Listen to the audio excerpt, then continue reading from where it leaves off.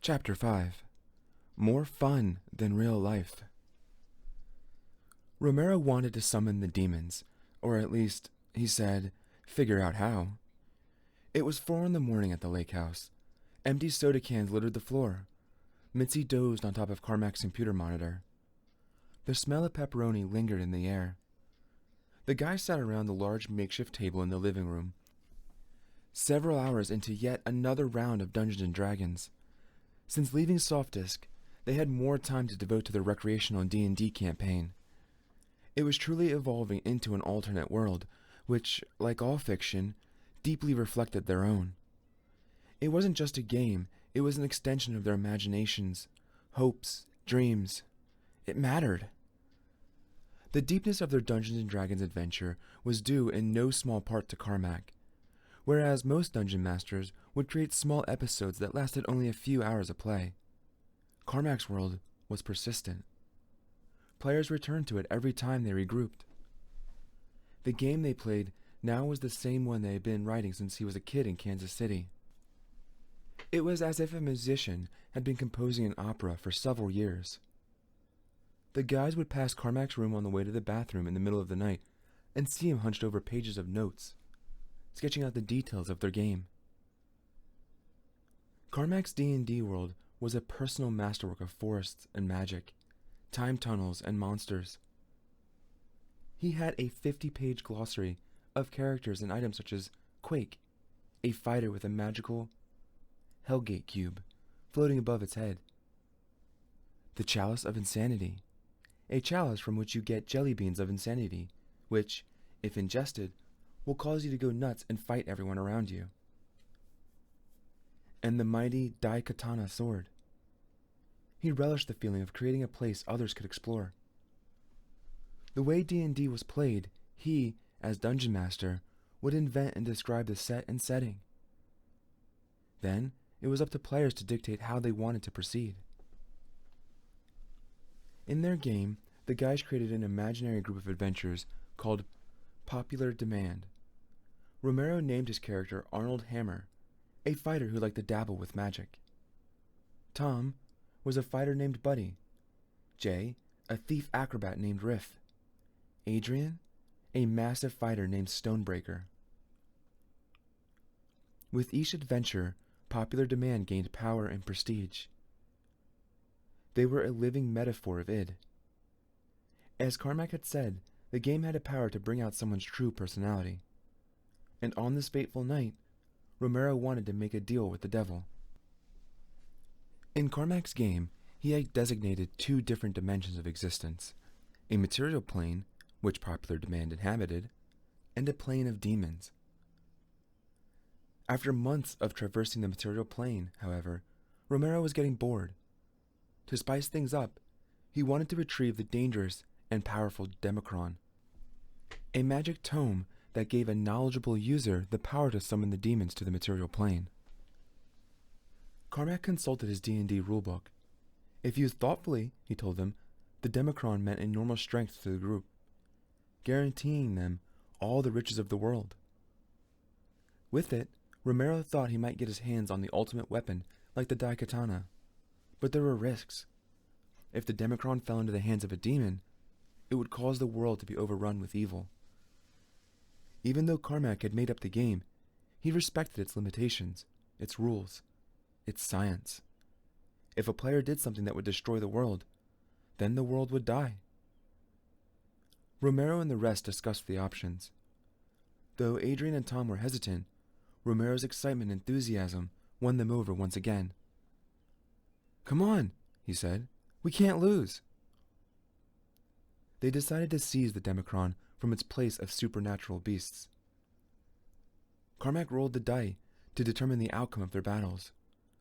Popular Demand was victorious. The Democron was theirs. What would they do with it? They didn't know. For the time being, there were other matters at hand.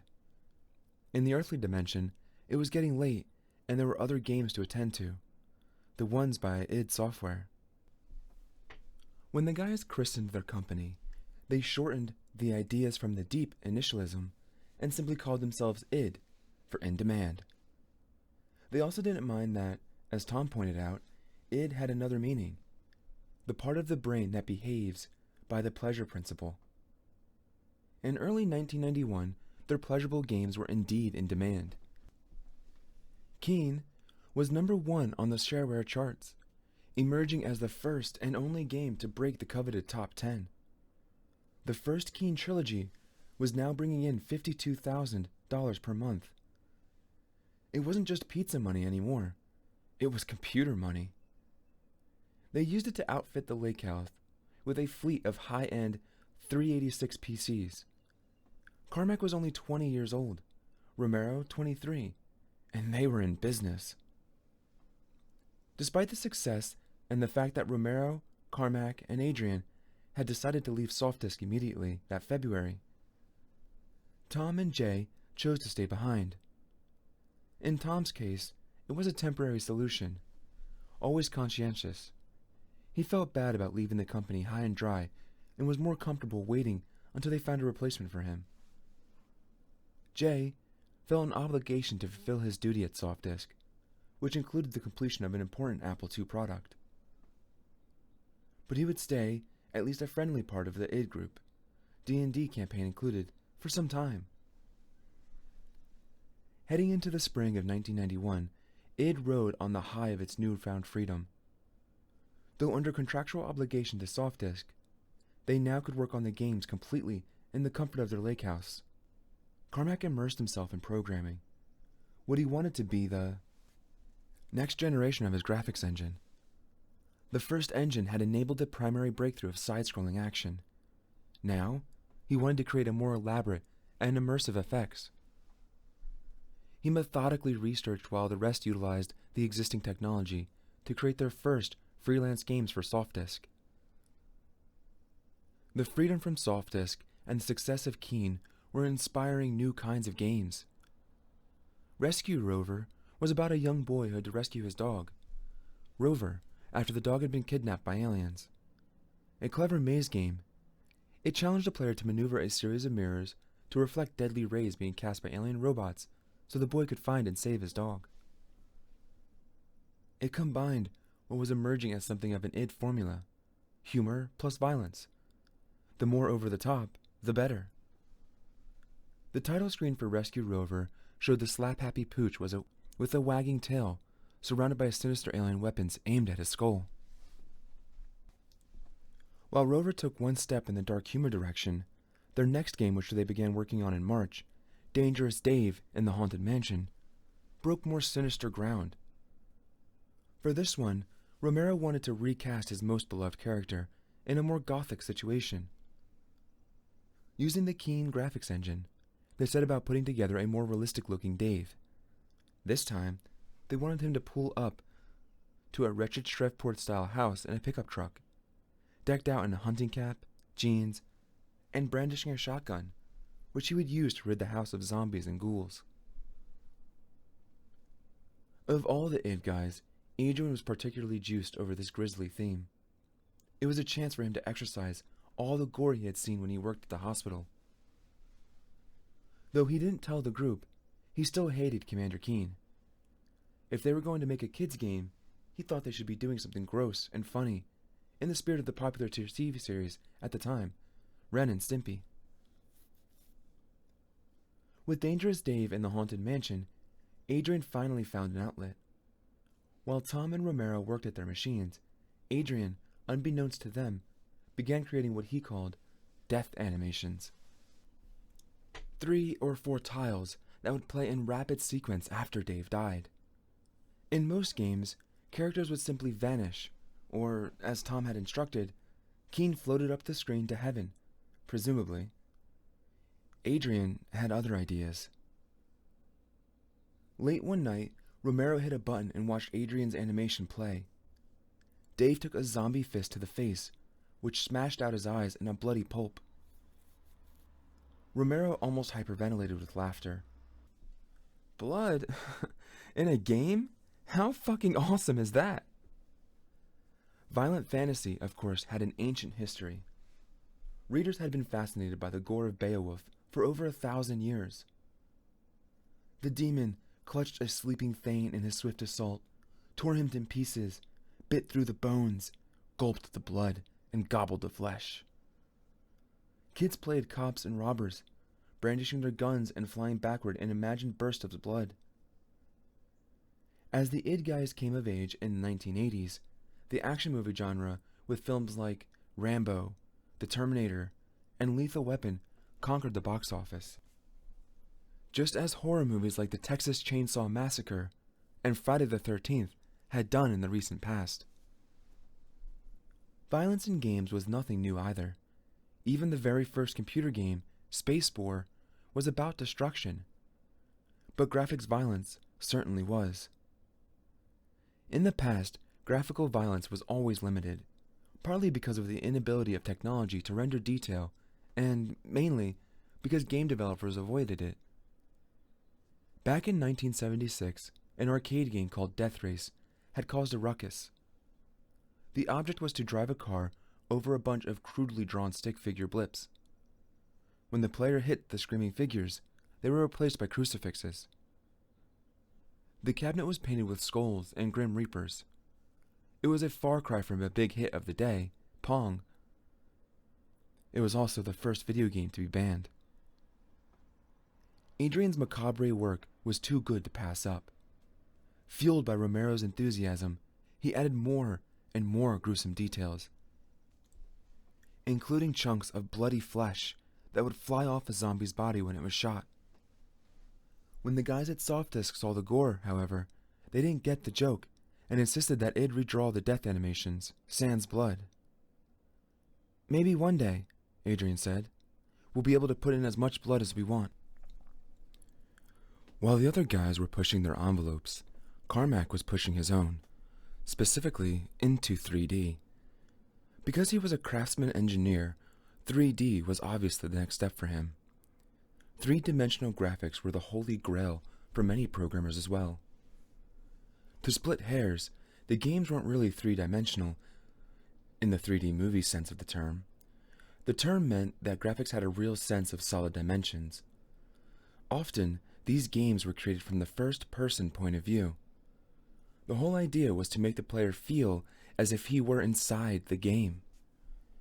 Though Carmack was not aware of it, he was joining a pursuit that had begun thousands of years before. The dream of a realistic, immersive, interactive experience had consumed humankind for millennia. Some believed it to be a primal desire, dating back to before 15,000 BCE.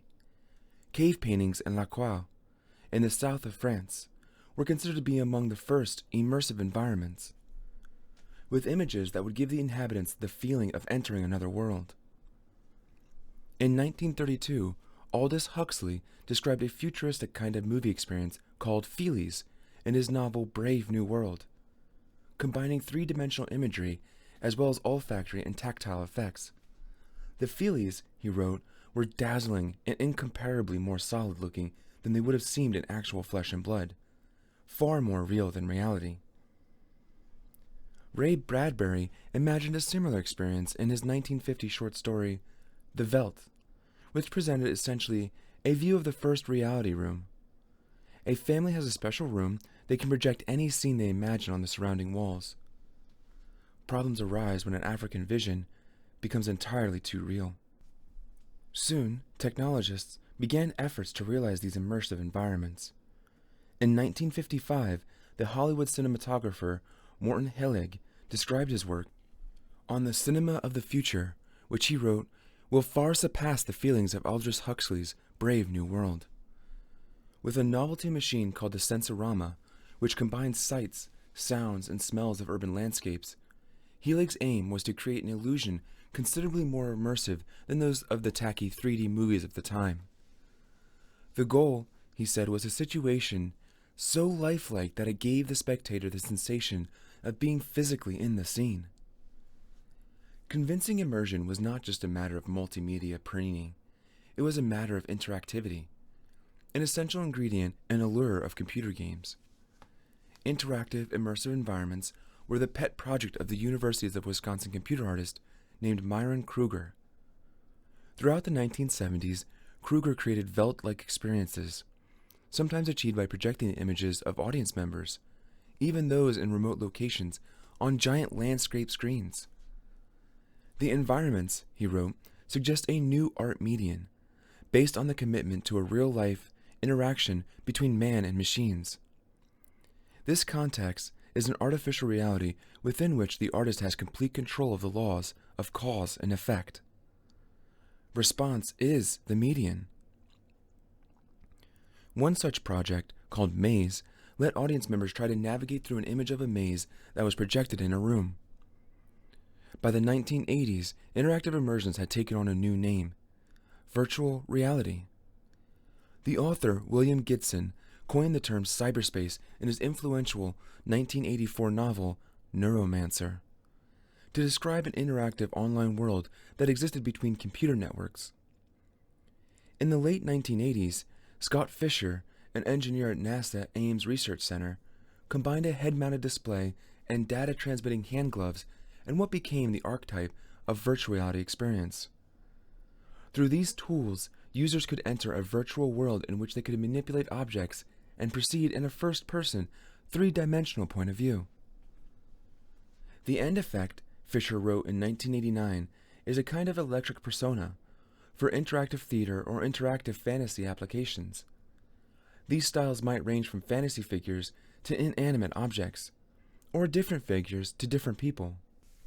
Eventually, telecommunication networks may develop that will be configured with virtual reality environment servers for users to dial into remotely in order to interact with each other's virtual proxies. The possibilities of virtual realities, it appears, are as limitless as the possibilities of reality. They can provide a human interface that disappears as a doorway to other worlds. Carmack's research into 3D computer games was on a more intuitive level. Though he was a fan of science fiction, enamored of Star Trek's holodeck, his focus was not on chipping away at some grand design of such a virtual world, but rather on solving the immediate problem of the next technological advance.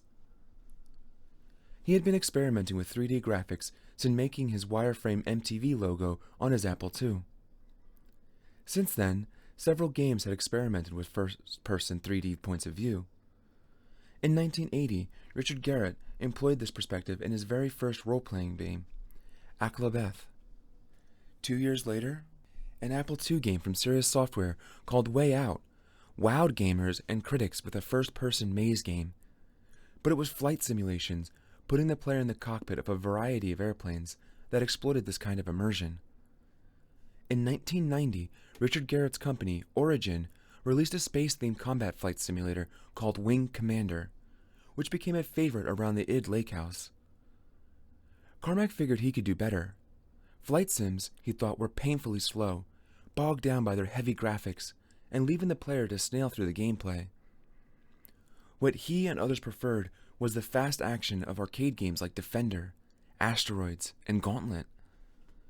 While the other guys worked on Rescue Rover and Dangerous Dave in the Haunted Mansion, Carmack tried to see how he might do something that hadn't been done before. Create a fast action game in 3D. The problem he found was that the PC was not powerful enough to handle such a game. Carmack read up on the topic, but found nothing adequate for his solution. He approached the dilemma as he had in Keen. Try the obvious approach first.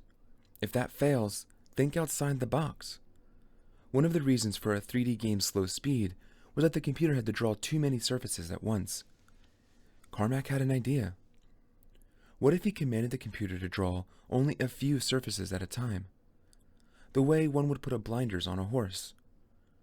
Rather than draw, in this case, arbitrary polygons, he designed a program that would draw only sideways trapezoids. In other words, walls, but no ceilings or floors. To get the computer to draw at the fastest possible speed, Carmack tried another non-traditional approach, known as raycasting. Instead of drawing out a large slab of graphics, which required a lot of memory and power, raycasting instructed the computer to paint a thin, vertical strip of graphics at a time, based on the player's point of view. The bottom line, raycasting meant speed. Carmack's final challenge was to add characters in the 3D world. The solution was to incorporate simple though convincing graphical icons or sprites. Wing Commander had used a calculation that told the computer to reduce or scale the size of the sprite depending on the player's location. By combining these so-called scale sprites with his limited polygons and raycasting, Carmack was able to brew up a fast-paced 3D world. Carmack emerged from his research after 6 weeks, 2 weeks longer than he had spent on any other game. When Romero saw the technology, he was once again impressed by the WizKid.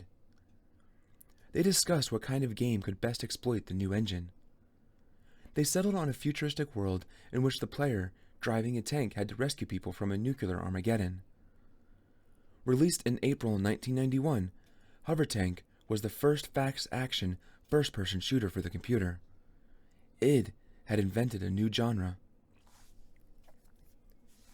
Despite Hover Tank's innovations, it was no Commander Keen. The game looked rather ugly with its big, solid-colored walls, but it included id's increasingly ghoulish touches. Adrian relished the chance to draw a cast of nuclear-mutated beasts reduced to puddles of blood. Like the Yorps in Keen, the puddles would linger through the game, so if a player returned to a spot, he would see the remnants of his carnage.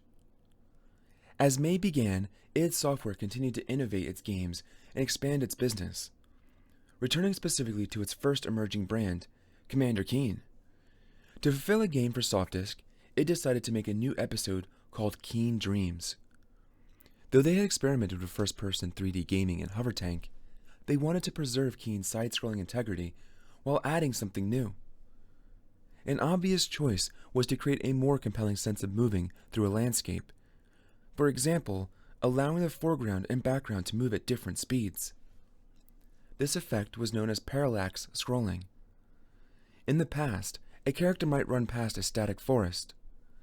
In a parallax scrolling game, the trees would move very slowly while the character ran past. It seemed more real. Again, Carmack was faced with the limits of PC technology. After a few attempts, he realized that there was no way to create parallax scrolling in a convincing manner. Since the computers were too slow to draw a moving foreground and background, Carmack decided to fudge it. He wrote a program that could temporarily save or cache an image on the screen so that it didn't have to be redrawn every time a character passed by. To create the illusion of depth, he realized that he could temporarily save two images together, say, a little section of sidewalk and a little chunk of tree in the background for quick recall. Once again, he had pushed the graphics of the PC into a place no one had gone this quickly before. Keen Dreams was completed by the end of the month. In June 1991, id began work on the next trilogy of games for Scott Miller and Apogee. Keen 4, 5, and 6 would be released in the same manner as the first set. One initial chunk uploaded as shareware to tease players into purchasing the whole group. At this point, Apogee was comfortably ruling not just the shareware gaming world, but the entire shareware world. The Keen games were at the top of the charts, bringing in close to $60,000 per month. If they followed the same plan, Scott assured them, they would earn at least as much. Tom wrote the storyline of this trilogy, Goodbye Galaxy. This time around, Commander Keen discovers a plot to blow up the galaxy and must head off into his bean with Bacon Mega Rocket to save the world. First, he has to tend to his parents, whom he temporarily immobilized with a stun gun. The stun gun was a new and necessary addition to the game, Tom thought. After the first Keen trilogy, Tom began opening letters of complaint from concerned parents who didn't like the dead Yorps corpses hanging around on screen. Why couldn't the characters just disappear when they die, like in most games?